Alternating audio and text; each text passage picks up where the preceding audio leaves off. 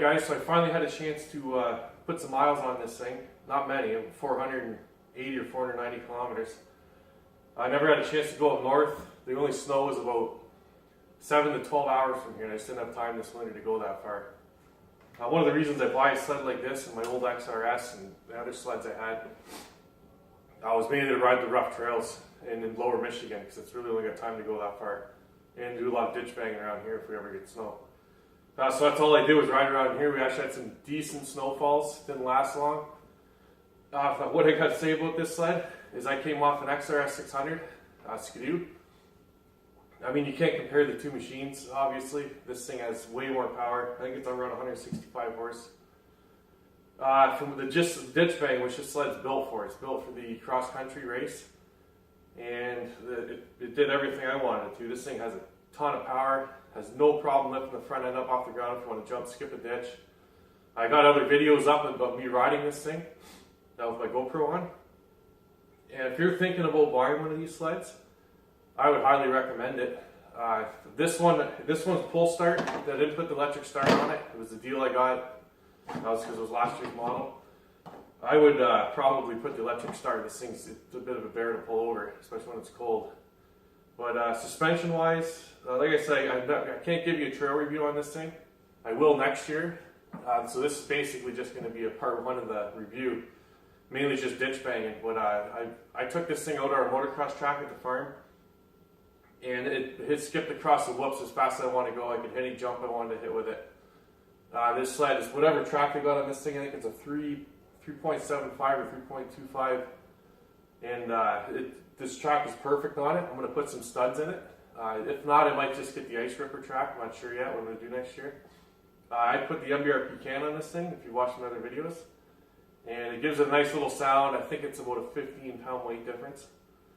But as for bar risers, anything, I put the handguards. I mean, obviously, I took the big windshield off it. The bar risers, I just adjusted them to where I wanted the spot on them, but I wouldn't go any higher with them. I'm 6 feet tall. This thing basically feels like a dirt bike when you're riding it. I can't believe how nice this sled is, and it doesn't have that. I know some sleds, they got that cheaper feel. Everything's loose, the steering's loose, brand new, particularly Arctic Cat. And this thing, everything's nice and tight. Like I said, I got full 500 kilometers on it, and it's still like a brand new sled.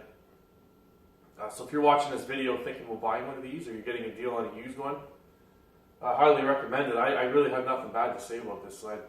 The only thing I had a little bit of an issue with it, when it was brand new, must have been just because it was breaking in, was going into electronic reverse. It would stall the motor, but it would keep staying forward. So it's working good now. It seems to be working good now, so I think it was just the break-in period.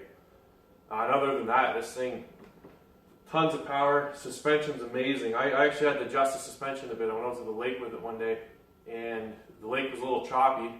This was pretty rigid, but once I did a couple clicks in the front and back, it changed a world of difference in this. So if you're out on the trails, I'm sure in the bumps, the suspension, you just play a couple clicks and it does a huge difference. So I can't give you a review on the handling of it in the trails. I don't really know. Around here is deep snow and just carving and hitting ditches, do whatever. And this thing is, I'm more than happy with it. I'm pretty much going to stay with Polaris. I mean, I haven't had a chance to drive the new Skidoo. I've been on the 12 XRS 800, and I would take this thing a million days over that XRS 800. So, and I've been a Skidoo guy pretty much my whole life. I've been riding Skidoos. So I think I might be switching over to Polaris for good, because I'm not happy with this machine, and this motor runs so good. And everything about this sled, and even the access to get to the motor, if you got to change a belt, if you got to fix something, you pull these panels off, you pull the hood off, unplug the gauges, everything's wide open, easy to work on. The belt storage, the plugs, everything about this sled I really like. And like I said, I'm a Skidoo guy, so who knows, I might ride a brand new Skidoo and like that, but for now, I'm extremely happy with this purchase. So if you're looking at one of these and you're going to get a deal on it, I would highly recommend buying it, especially if you're doing what I'm doing with it, with ditch banging and rough trail riding.